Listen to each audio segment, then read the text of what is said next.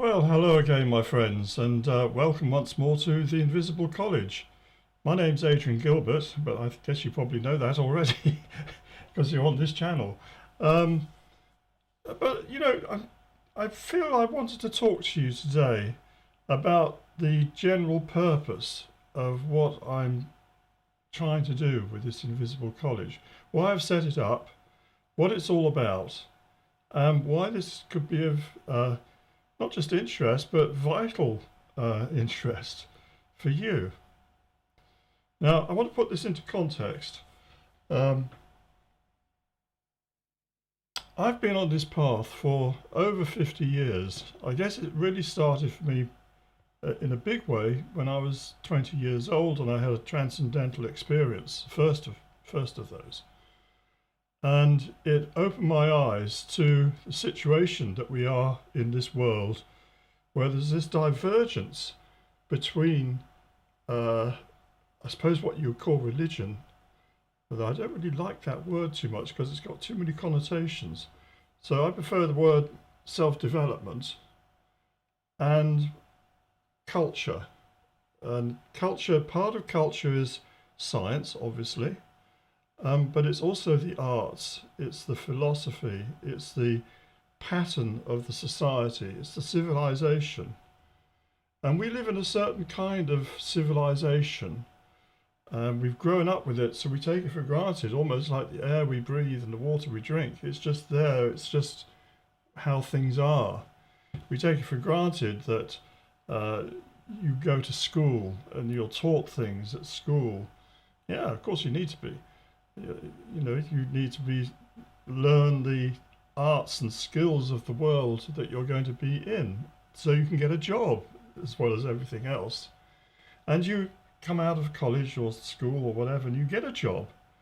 And the whole idea is that you do some work, you contribute your time and your efforts and your energies to your employer, and your employer is able to trade something or other. It might even be trading ideas rather than actual physical objects, or it might be a service that you do, and you get paid money. And the money you get paid, you're then able to buy things. And you're able to save up to buy bigger things, like a house, you hope. And so life progresses from one generation to another. You grow up, you have a job, you get married, or you have a long-term relationship, you have children, you raise those children, and they in turn are going to take your place on the world stage. And I love this idea of all the world as a stage, that we are the actors. We come on the stage, we do our little bit for our 70 years or maybe a bit more, and then we go off stage and it's someone else's turn. And maybe, and this is what I believe, that there is this possibility for reincarnation, that you take off the costume that you were wearing for that life, and you put on another costume and come back on stage to do something else. So you might have been a prince in one life and a pauper in another. Yeah, you might have been a stockbroker in one life, and you might be a farmer in a different one. Or you might find yourself working as a soldier or a seaman, or, there's all these different roles on this planet. So we think, well and good, we work our way through the school of life. We maybe do this many times, and eventually we'll graduate, and we'll leave this mortal coil and we'll go to heaven.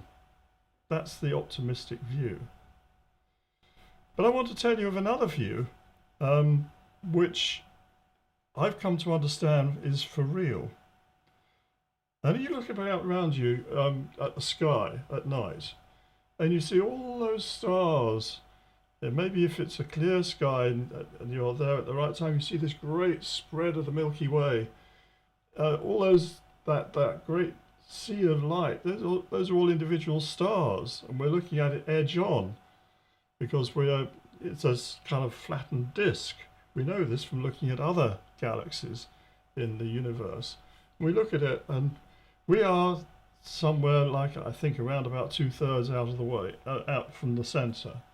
So when we're looking towards the center, actually you can't see the center because there's a sort of blackness there from a lot of dust and stuff.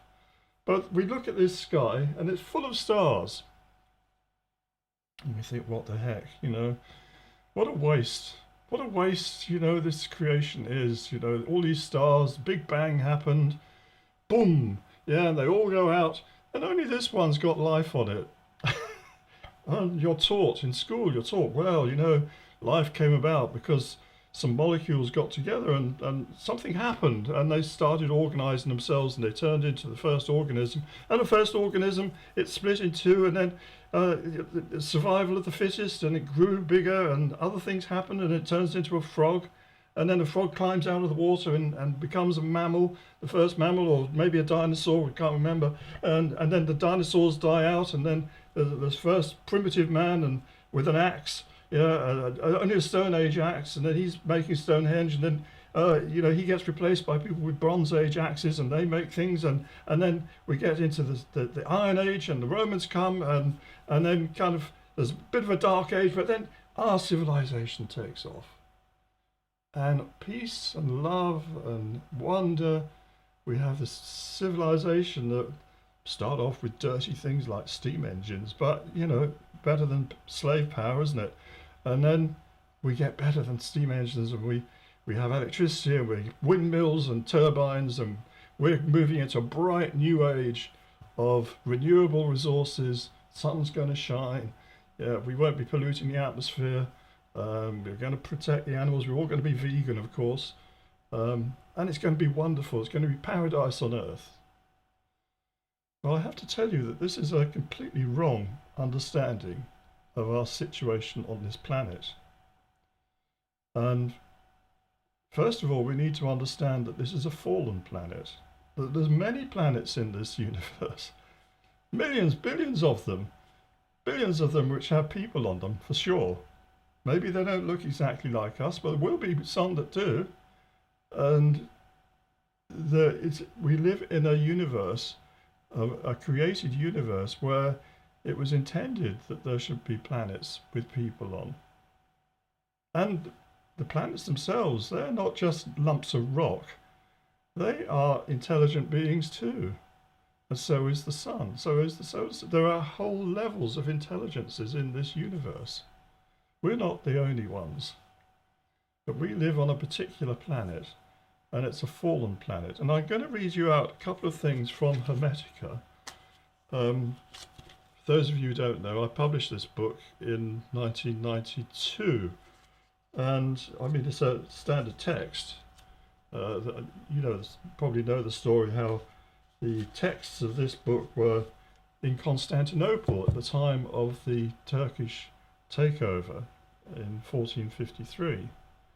And this book was smuggled out in Greek, it's all in Greek originally, and taken to the court of Cosimo de' Medici, and he had it translated into Latin, I think, first of all, maybe into Italian as well, but and now we have English translations. It's translated in many different languages, and it was a major influence on the Renaissance.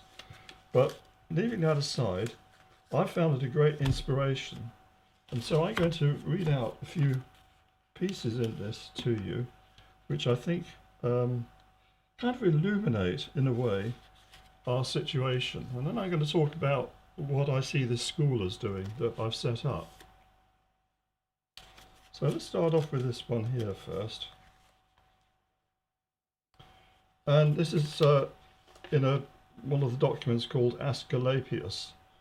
And it's a discussion between Hermes Trismegistus, and I think it's Asclepius. Well, this is Asclepius he's talking to. Now this is what Hermes says to Asclepius.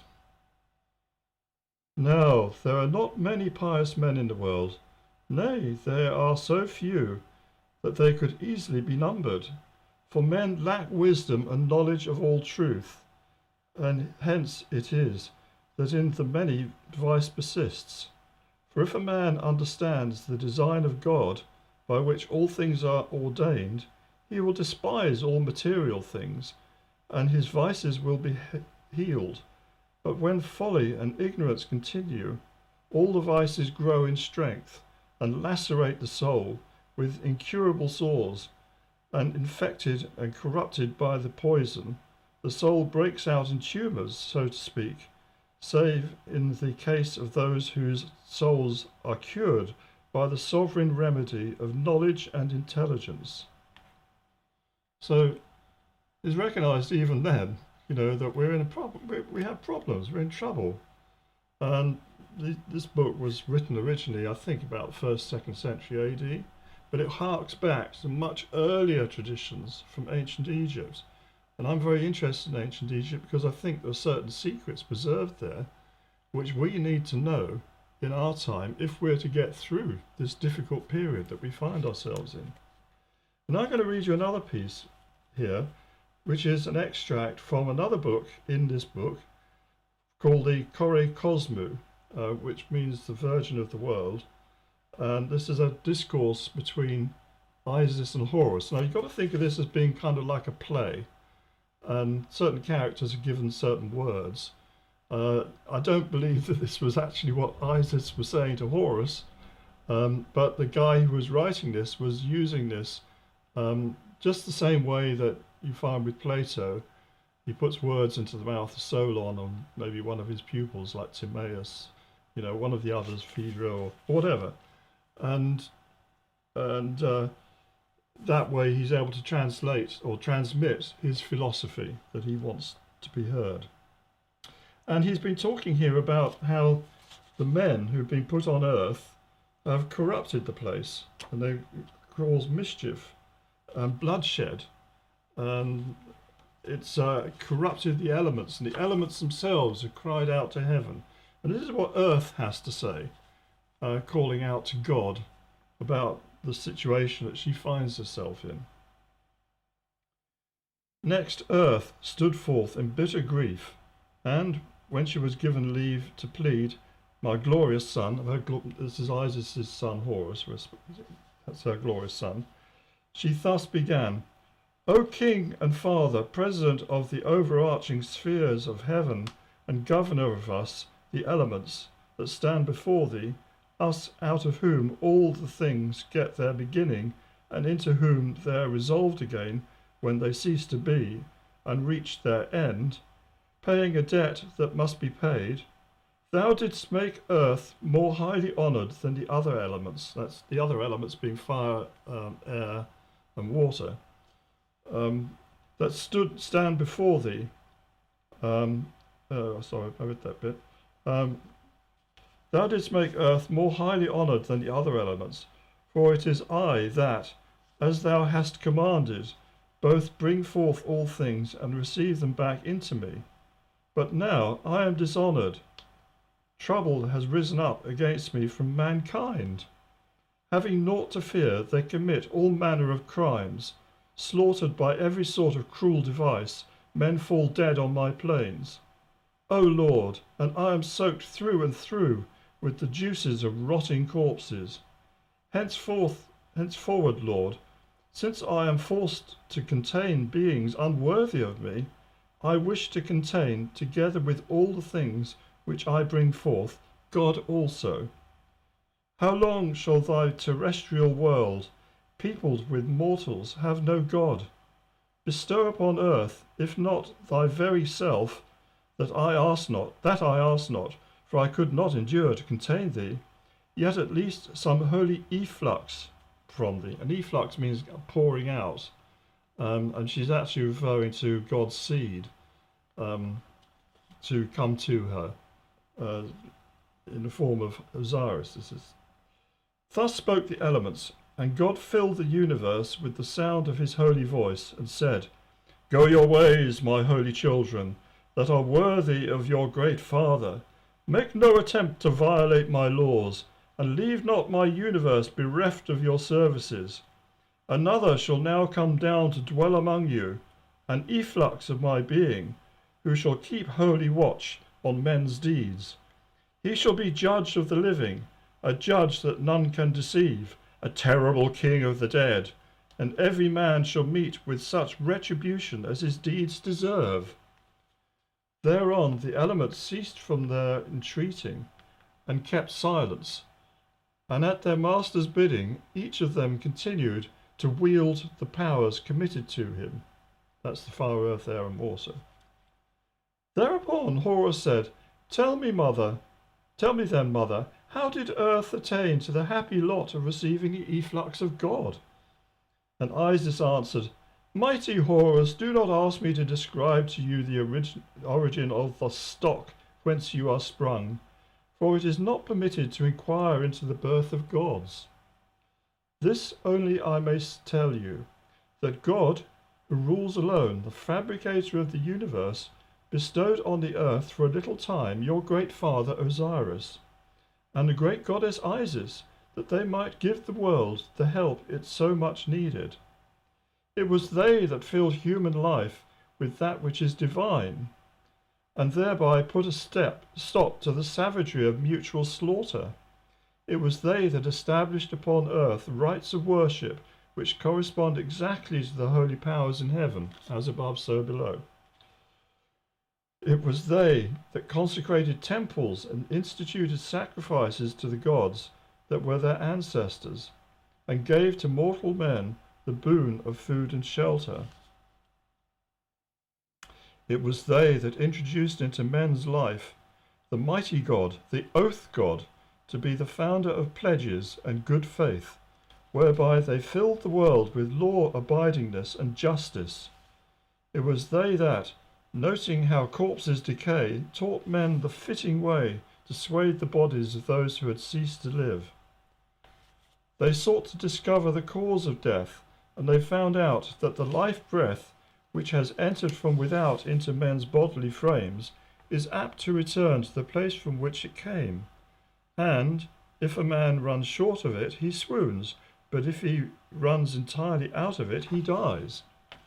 It was they that, having learnt from Hermes, that's Hermes Trismegistus or Thoth, that the atmosphere had been filled with demons. It was they that, having learnt God's sacred law-givings, became lawgivers for mankind. It was they that devised the initiation and training of the prophet-priests, to the end that these might nurture men's souls with philosophy, and save their bodies by healing art when they are sick. When they had done all this, my son Osiris and I, perceiving that the world had been filled with blessings by the gods who dwell in heaven, asked leave to return to our home above. But we were not permitted to return until we had invoked the sole ruler with a hymn, so that the atmosphere might be filled with the song of our song of praise, and we ourselves might be well received above when we ascended. Mother, said Horus, grant to me that I may learn that hymn. And Isis said, Hearken, my son. As it says here followed the hymn. So we have this idea presented in this book that the earth cried out to God and said, look, these men are slaughtering each other. They're filling my fields, myself with blood and gore, leaving dead corpses lying around everywhere. Remind you of anything? First World War, maybe? And she calls out to God and says, please send me an efflux of yourself. And that efflux is this cosmic being, Osiris, who is presented in the Egyptian religion as a demigod. Now, what does that mean? I think it means an incarnation on this earth of a being from another place.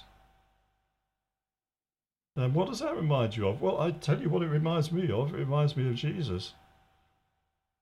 And I see now that ancient Egypt was one attempt at doing this, and they established laws and they established culture and there's the right way of doing things. And Egypt was the Holy Land.